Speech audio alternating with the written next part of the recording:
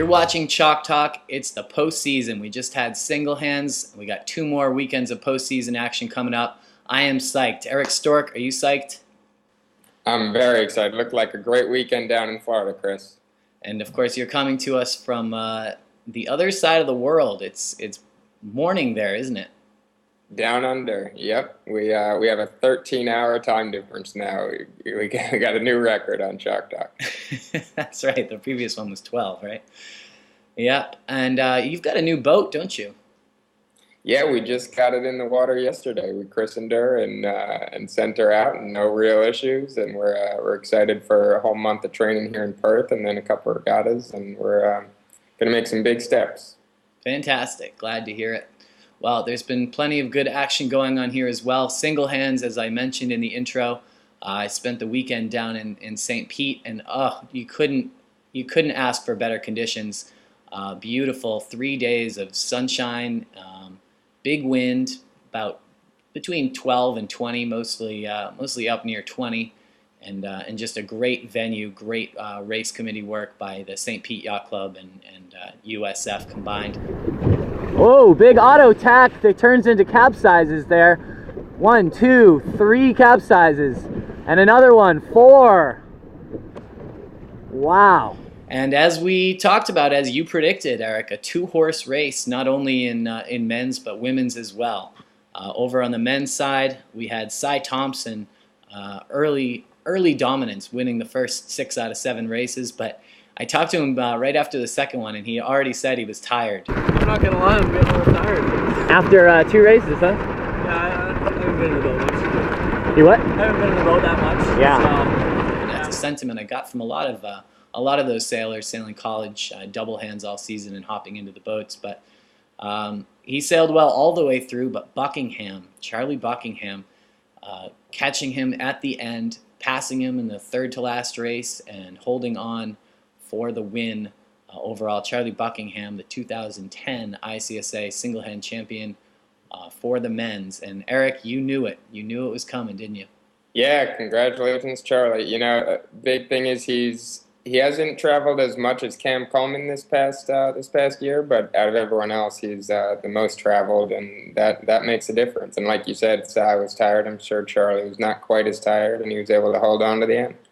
Yeah, my pick, Cam Coleman, sailed well, comes up 3rd place, but not really in touch with those two at all. In that breeze especially, those guys were just phenomenal. Over on the women's side, very similar story. Claire Dennis winning the first 5 out of 6 races on the first day, but that seemed to be her prime conditions. After that, she was still sailing well, but not that kind of dominance. Annie Hager kind of picked up on the fact that Dennis was winning races early. She's getting off the line, managing the fleet, and sailing around in first. So she started match raising her kind of conservatively at first, and then as the regatta went on, a little harder as the point spread between them got bigger. And it almost paid off for her. On the 3rd day, she actually got Claire Dennis within 3 points. And going into the final race, she needed to put 3 boats between her to break a tie and take the win. Coming up, win here for the final time. Hager is not letting up. She is right here on Dennis, trying to slow her down. Hager is not going to stop here. These two could be, amazingly, just shows you how fast they are. They could be 1-2. It looks like Hager's decided this is going to be her opportunity. She's going to go for the finish now. Ducking DeLisser. Let's see who gets the win here. Ariel DeLisser by 1/4 of a boat length takes the win. She's 3rd overall. Hager finishes 2nd. Emily Billing 3rd, and Claire Dennis 4th. Almost enough, but not quite. Claire Dennis takes the win there.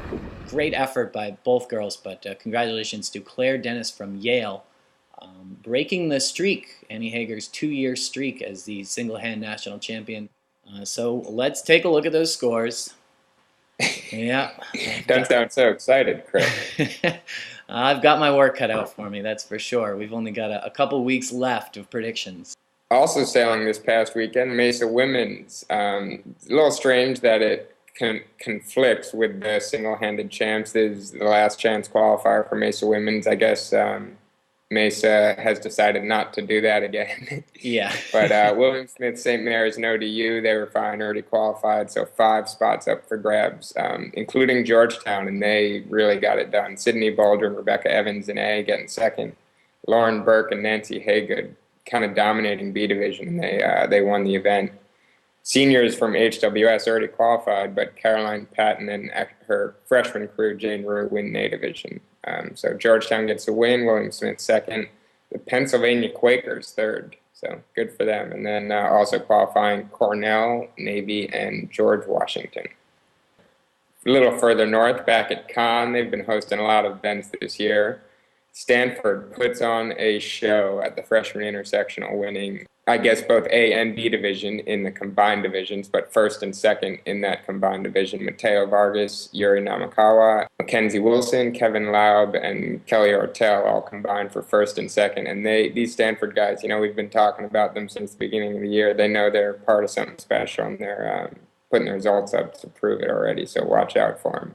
Tough sailors, Will Hager, Paul Grassberger, and then David Liebenberger and Julie Pringle, third and fourth. So watch for the jumbos to make a push down the road as well. Now we move forward with the postseason. Week number 2 is the dinghies. And the way the fall championships work is by region. We've got the Atlantic Coast Championship for men and women on the East Coast. Men will be at Navy, the women down in St. Petersburg once again, second week in a row for some of those girls. And then on the West Coast, the PCCs, the Pacific Coast Champs, and that's a little bit different format. That's bring your own boat. Anybody from PCC can come. JV event as well, and a big event held at Santa Barbara Yacht Club.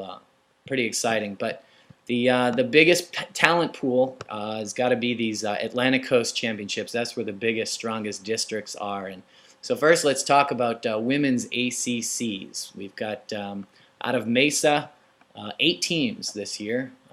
Georgetown, William Smith, Penn, ODU, St. Mary's, Cornell, Navy, and George Washington, as you just mentioned.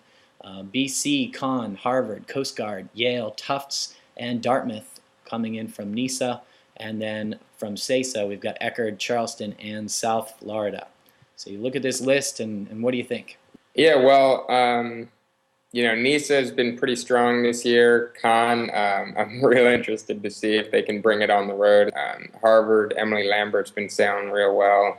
Yale, obviously, it's got some talent.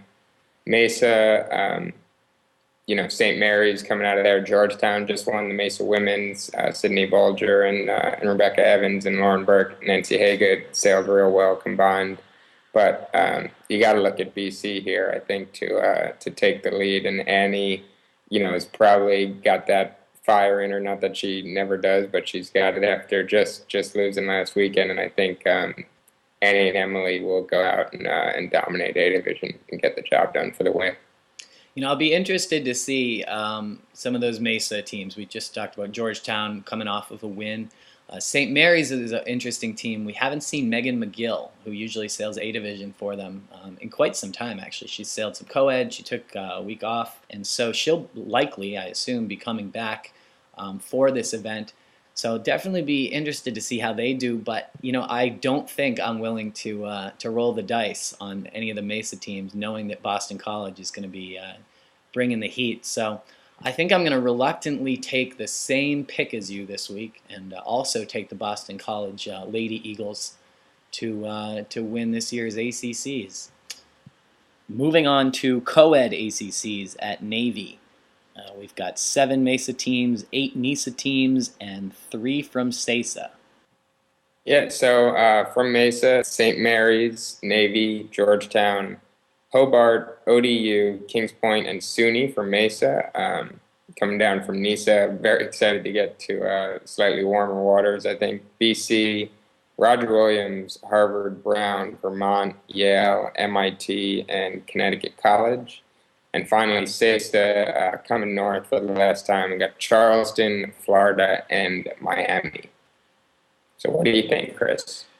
Well, we've got, again, some of the same teams we mentioned in the women's. We've got St. Mary's, been sailing very well. Menninger picking up A Division wins left and right this season, and great support in B Division. Georgetown, they have Charlie Buckingham. We just saw him win single hands. He too can get it done in A Division, and has, especially when it counts. The question then becomes, will he get help in B Division? It's been not as consistent, and certainly not a shoe-in. And then the NISA teams, Boston College, Roger Williams, they seem to go 1-2 in most of the events, but Harvard and Brown, especially getting a early start this season, sailing real well. So those are kind of the teams I'm looking at. I hate to play favorites being from Boston, but I think my pick is going to be a Boston College sweep this fall. BC taking the win at ACCs and women's ACCs. Taylor Canfield, Tyler Sinks, pretty on top of their game all season long, and so BC is my pick.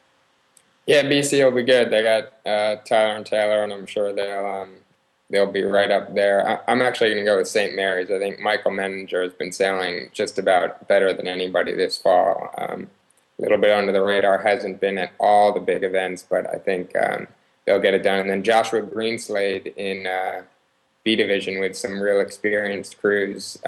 They'll be right there, and I think the combined divisions, FJs and 420s, will help them. And so I'm going to go with St. Mary's and relative home waters at Navy. All right, we've got some other events sailing, as we mentioned. ACT at Bowdoin. It's real tough for some of these bubble teams to just miss ACCs and then to be banished, so to speak, to the North Pole of common sailing. So I don't know if Andrew Mokes and Amanda Hamlet, our U.S. sailing dry suit winners, are going, but make sure you pack them. In the Midwest, they'll be sailing the Timmy's Tune-Up, getting ready for the Timmy Angston, and in CISA, the Turkey Trot at Oklahoma City / University of Central Oklahoma. So that's it for week 2 of the postseason. We've got more to come, but we're almost there. It's getting cold. Before we go, make sure to get your nominations in for U.S. Sailing Rolex Yachtsman and Yachtswoman of the Year. You can enter your nominations online, and you'll automatically be entered to win a trip to the award ceremonies at New York Yacht Club. So get your nominations in soon. Eric, good luck out there. You're out in Australia for a little while, right? Yeah, I'm here for the duration of the year, so to speak. So so we'll be doing good things, and good luck to everybody in the postseason. I'll be watching. Sail fast. Watch out for those dingoes.